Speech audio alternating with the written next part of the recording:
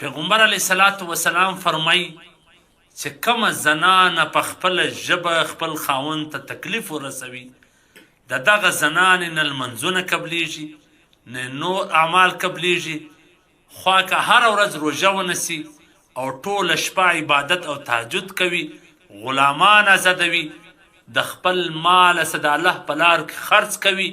د هغه باوجود د دې د ژبې د بدوالي د وجې څه چې دا و خاوند ته رنج او تکلیف ورسوي دا به نه قبلیږي او دا به هغه اوله ښځه وي چې په دوژخ کې به د دغه ژبې د وجې څه داخلیږي.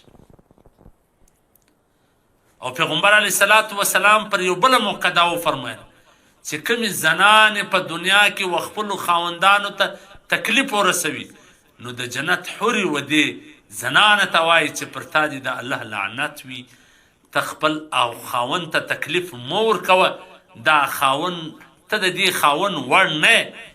دا به ډېر ژر ستا سره بیل سي او موږ ته به راځي. څومره غټه خبره ده عزتمن.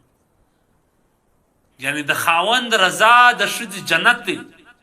د خاوند رضا د الله رضا ده چې خاوند راضي وي الله به راضي وي ځکه